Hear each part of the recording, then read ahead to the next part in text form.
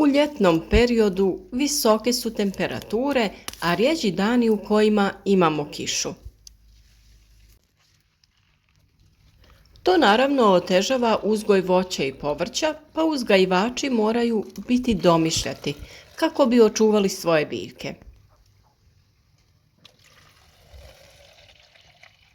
Potreba za vodom je u ovom periodu velika, a nedostatak vlage uzrokovati će teži razvoj biljaka, a samim tim i plodova.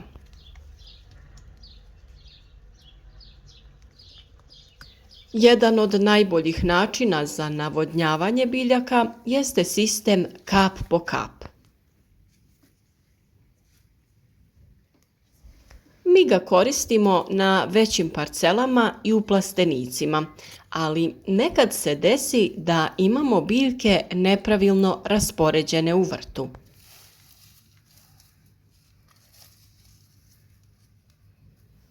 U takvim situacijama tražimo rješenja za zalijevanje manjeg broja biljaka.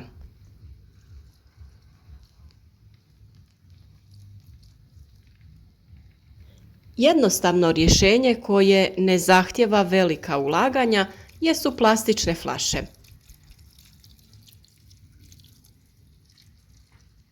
Inače, plastičnu ambalažu od vode, sokova i drugih pića često nađemo bačenu u smeće.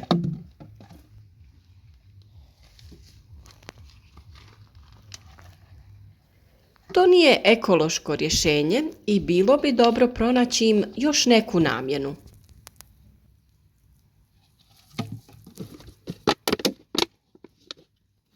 Ukoliko ste pratili u nekoliko naših videa, mogli ste vidjeti korisne načine za ponovnu upotrebu plastičnih flaša, pa će tako biti i danas.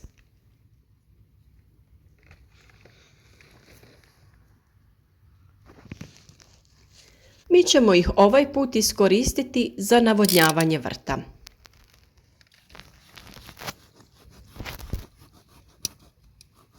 A kako to najbolje uraditi?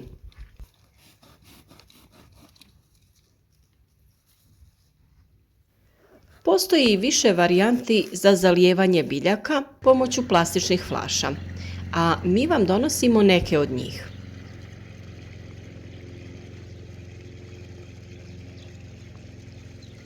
Ostanite s nama do kraja videa i pogledajte kako jednostavno spasiti biljke od suše.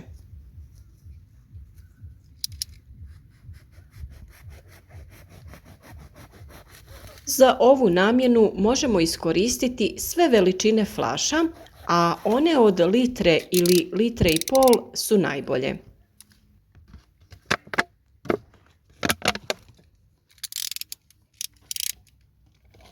Pri jednom zalijevanju litra vode često bude više nego dovoljna.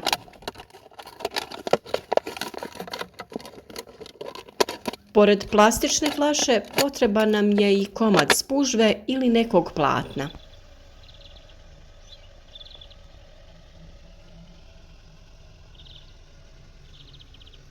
Potrebno je odrezati komad spužve i za svaku flašu koju ćemo koristiti napraviti po jedan manji komad.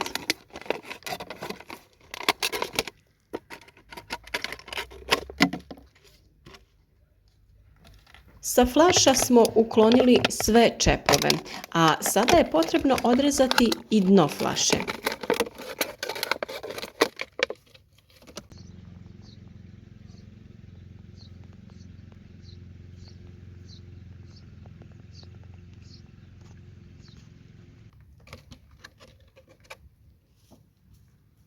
Prethodno pripremljene komade spužve potrebno je ugurati u flašu. Komadi trebaju biti veći kako bi voda teže istjecala van.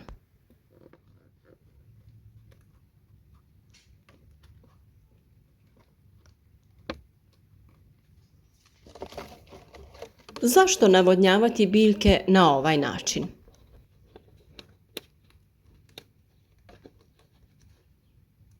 Navodnjavanje biljaka na ovaj način je dobro jer izbjegavamo prskanje listova biljke sa vodom, a i zadržavanje vode u površinskom sloju tla, koje je idealno za razvoj gljivičnog oboljenja.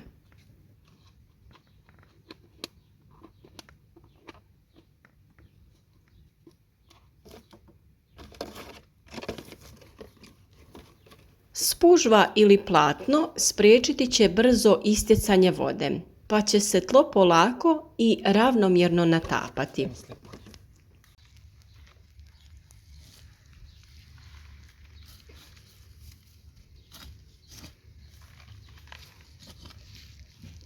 Prodorom vlage u donje slojeve tla voda se duže vremena zadržava, a i dostupnija je korijenu same biljke.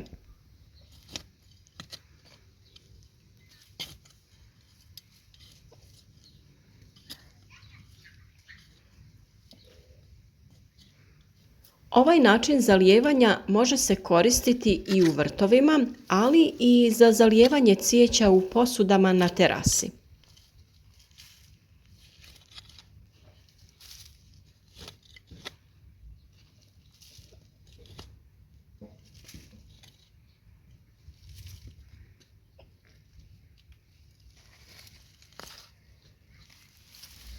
Pripremljene flaše jednostavno ukopamo pored pojedinačne biljke na udaljenost oko 15 cm.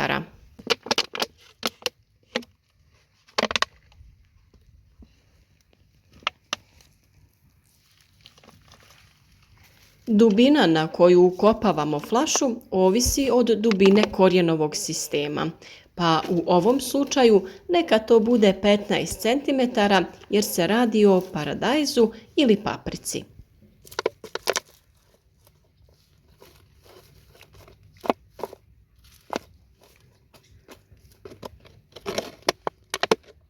Nakon što ste osigurali flaše da stoje u zemlji, da se ne pomjeraju, u njih ćete nasuti određenu količinu vode koju smatrate da je u tom trenu potrebna biljci.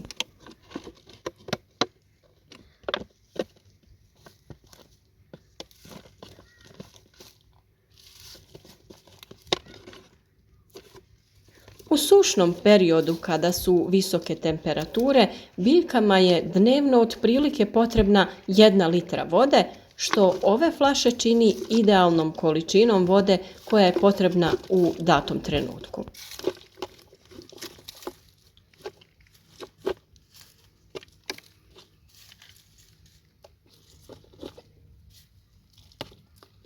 S obzirom da je biljke najbolje zalijevati rano ujutro ili kasno predvečer, jednostavno u to vrijeme dođete i napunite ove flaše sa vodom.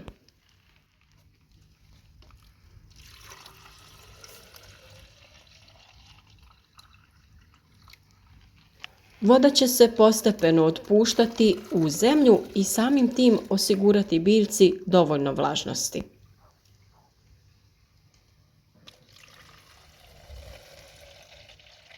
Također, s obzirom da su visoke temperature, vrlo je važno da ta voda bude odstajala, znači da ste ju nasuli ranije da se malo ugrije, te da bude naravno blizu temperature koja je temperatura zraka i temperatura tla, kako hladna voda ne bi šokirala korijen biljke. Već smo često govorili da je vrlo važno da ne zalijevate biljke hladnom vodom iz bunara ili iz vodovoda, zato što to može ostaviti posljedice na korijen biljke, ali i na stvaranje novih cvjetova i razvoj plodova. Da bi ovaj sistem bio još djelotvorniji, oko flaše i biljaka rasutit ćemo slamu, lišće ili pokošenu travu. To će nam pomoći da zadržimo vlagu u tlu, ali također da smanjimo temperaturu tla. U ljetnom periodu kada se iz tla lako gubi vlažnost, malčiranje je najbolje rješenje. Puno smo to puta spominjali u našim videima i po komentarima koje nam pišete vidimo da i vi to primjenjujete. Naravno da ćemo nastaviti sa dijeljenjem informacija na temu uzgoja voća i povrća i u narednom periodu. A vi da bi podržali naš rad, podijelite videe sa prijateljima na društvenim mrežama. Označite video sa like i ako već niste, zapratite naš kanal i družite se s nama svaki dan uz novi video savjet.